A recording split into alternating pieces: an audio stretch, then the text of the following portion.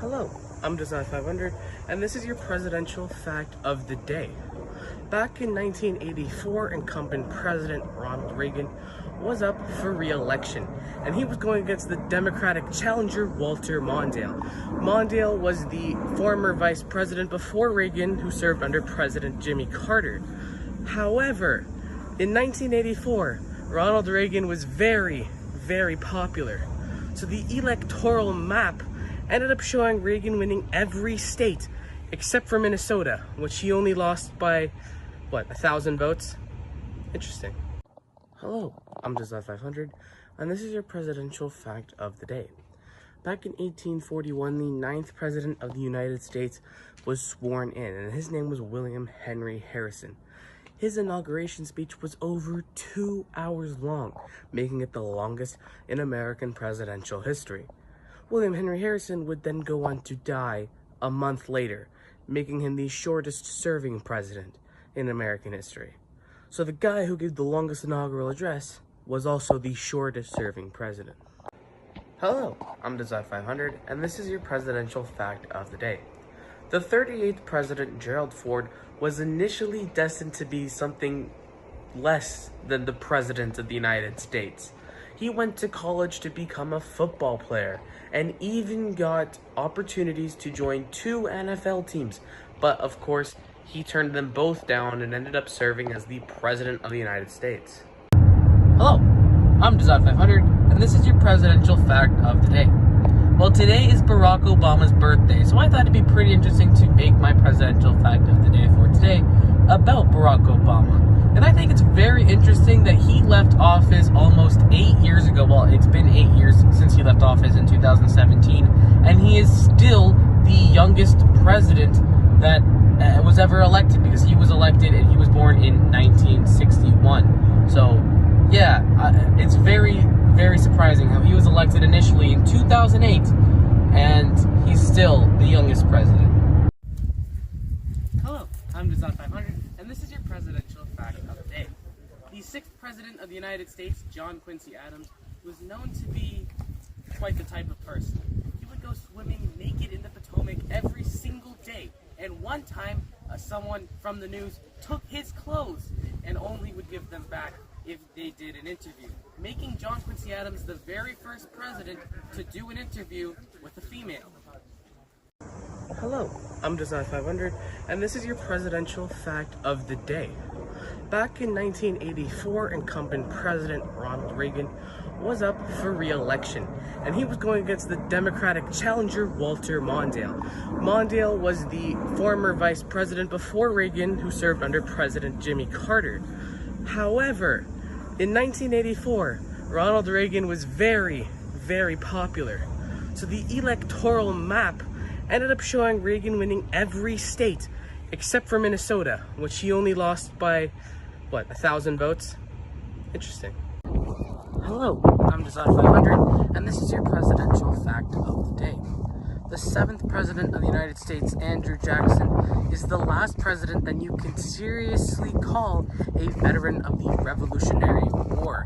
And this is because while the Revolutionary War was going on, he actually was captured by some British soldiers and actually was ordered to shine his boot. However, he refused, leading him to getting struck in the head. And he had this big cut on his head that he had until he died. Hello, I'm Design 500, and this is your presidential fact of the day.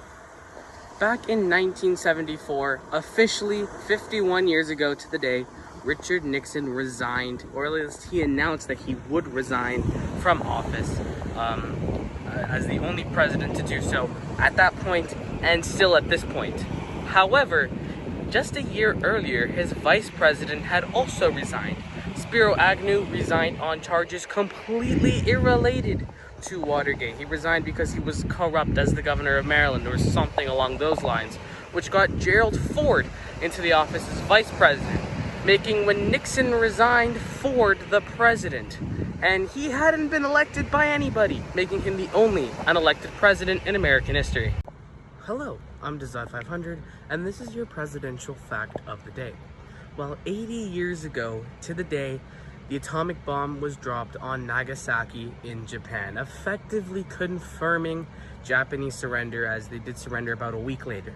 So yeah, it's a very important moment in the history of World War II, as it kind of basically ended the damn thing. But anyways, why didn't they drop the bomb on Tokyo? Because Harry Truman, president at the time, initially wanted to. He wanted to drop a bomb on Japan. However, the bombings of Hiroshima and Nagasaki weren't to make Japan scared, but more so a warning shot to say, hey, if you don't surrender, more of this. And yeah, when you fire a warning shot, you don't go for the head, do you? So they didn't. They went for Hiroshima and Nagasaki. However, it's widely speculated that had Japan not surrendered, Truman would have dropped a third on Tokyo. Hello, I'm Dazad500, and it is my birthday today, but that's not important. What is important is that this is your presidential fact of the day. The co-birthday boy, President Herbert Hoover, in 1876, at just 2 years old, actually died. He stopped breathing, his heart stopped working, and he literally died. However, his uncle came in and saved him, and he went on to serve as the president and did a lot of other very cool things. Hello, I'm Design500, and this is your presidential fact of the day. Right now, I am in one of Canada's oldest lighthouses, the oldest in the province of Prince Edward Island. So I thought it'd be very interesting to make a presidential fact of the day about a Navy officer. This one being Jimmy Carter. So Jimmy Carter was sent out to a mission for the Navy, and he actually came back with radioactive urine. That's very interesting, I think. Hello, I'm Design500, and this is your presidential fact of the day. The very first president that we know had their voice recorded was Grover Cleveland, because we heard his voice. Well, some people think that that speech that is commonly attributed to the 22nd and 24th president actually wasn't given by him. But anyways, to settle the dispute, there is 100% a voice recording of the 19th president, Rutherford B. Hayes. Slight problem. We don't know where it is. It just went missing all these years ago, and it's probably in somebody's attic. I don't know. Hello, I'm Design500, and this is your presidential fact of the day. 21st President of the United States, Chester A. Arthur, was known to be someone very interested in fashion. He owned over 80, that's right, 80 pairs of pants in the 1880s, and would often change into suits and different types of pants just for dinner. Very interesting. Hello, I'm Dazad500, and this is your presidential fact of the day. The son of the 16th president, Abraham Lincoln, Robert Todd Lincoln, was at a train station somewhere in 1864 when he fell into the tracks and was about to get crushed before someone named Edwin Booth, an actor, Edwin Booth, very famous, saved Lincoln's life. And just about a year later, Edwin Booth's brother, John Wilkes Booth, shot Robert Todd Lincoln's father, Abraham Lincoln, dead, and ended his presidency. Hello, I'm Dazad500, and this is your presidential fact of the day. Right now, I'm at a British military base in the province of New Brunswick in Canada. So I thought it'd be very cool to mention the War of 1812, in which 4th President James Madison actually, in one of the battles, led troops into the battle, which is a very medieval practice and doesn't really happen that often in modern history. And James Madison was the only president to lead troops into a war against a foreign country. Hello, I'm Dazad500, and this is your presidential fact of the day. Right now, I'm at a British base from the War of 1812, so I thought it'd be pretty cool to mention the 7th president, Andrew Jackson, a veteran of the War of 1812, who came to national prominence from fighting in the Battle of New Orleans in 1815. However, the war had already ended by the time the Battle of New Orleans was fought. Because information traveled so slowly back in 1814, people didn't know that the War of 1812 had ended in New Orleans by the time the battle was already fought. Hello, I'm Dazad500, and this is your presidential fact of the day. So previously I talked about how Ronald Reagan had the biggest electoral landslide in terms of the electoral votes back in 1984 when he ran re-election against Walter Mondale. However, he didn't get the largest share of the popular vote. No. That would go to Lyndon B. Johnson, JFK's successor, who won over 60% of the popular vote against Barry Goldwater in the 1964 election. He's not number one on the list for electoral votes simply because Barry Goldwater did pretty well in the South, being a Republican. Hello, I'm Desired500, and this is your presidential fact of the day. The 39th President of the United States, Jimmy Carter, rest in peace, was a peanut farmer before becoming the President of the United States. And actually, he had to put his peanut farm into a blind trust as president, so he couldn't make any laws that would greatly affect his peanut farm. I think that's very interesting how a literal peanut farmer can go to becoming the most important person in the Western world. Hello, I'm Desired500, and this is your presidential fact of the day. While he was serving as president, Richard Nixon became the very first United States president to meet with a Warsaw Pact nation. He met with Romanian President Nicolae Ceausescu.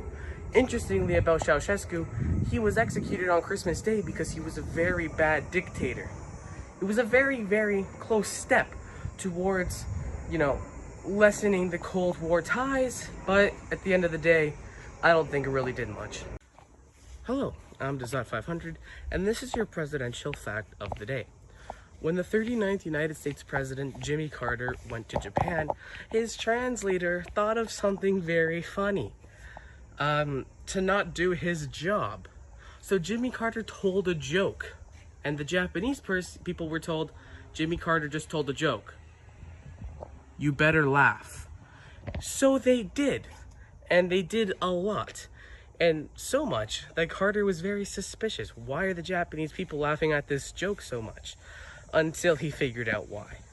Hello, I'm Desired500, and this is your presidential fact of the day.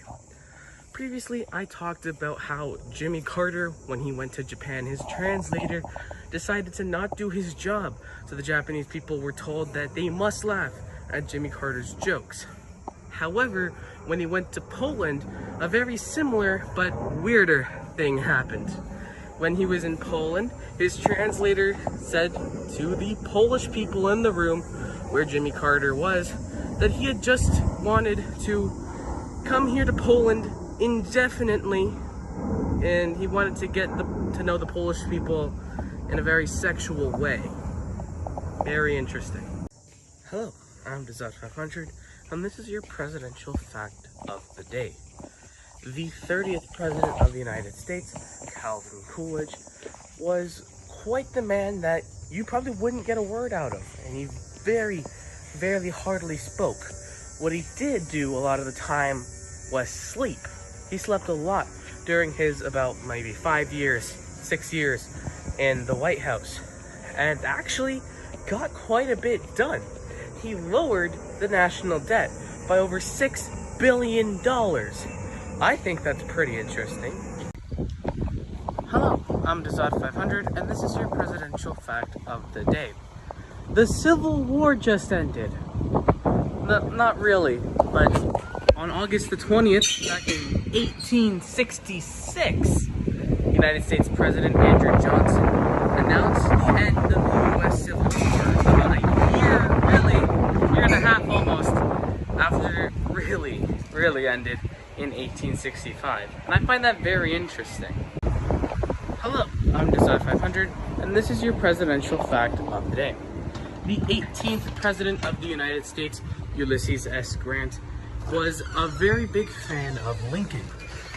Well, at least while he was the, general of the United States Army under him.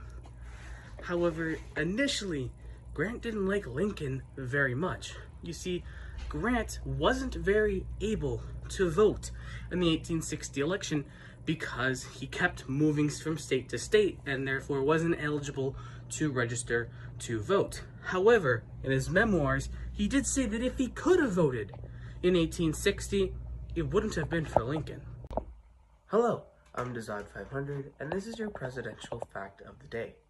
Hail to the Chief is probably the most famous American presidential song, and for good reason, as that's the song that's played whenever the American president enters a venue. And while it was technically created for George Washington, he rarely ever used it. You know who did use it? James Polk, the 11th president. He used it quite a bit.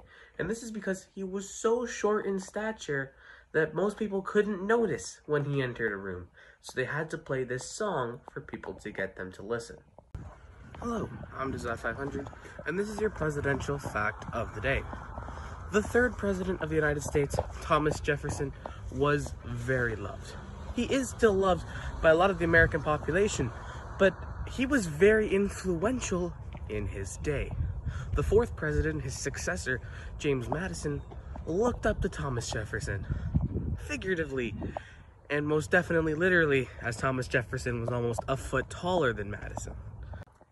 Hello, I'm Dazad 500, and this is your presidential fact of the day. A long time ago, I mentioned that the 30th president of the United States, Calvin Coolidge, was the first United States vice president to appear the majority of the time in the cabinet meetings with the president and, well, his cabinet. But he wasn't the first to make real, regular appearances, as John Adams made real, regular appearances, although not to put in his input, but rather to calm down Washington, who was known to get quite aggressive in these meetings. Hello, I'm Dazad 500, and this is your presidential fact of the day. The 8th president of the United States of America, Martin Van Buren, is very, very fascinating. He grew up in New York, and New York was previously colonized by the Dutch, so there's a bunch of Dutch speakers in the state of New York, one of whom was Martin Van Buren, who lived in Kinderhook, New York, a majority Dutch-speaking area.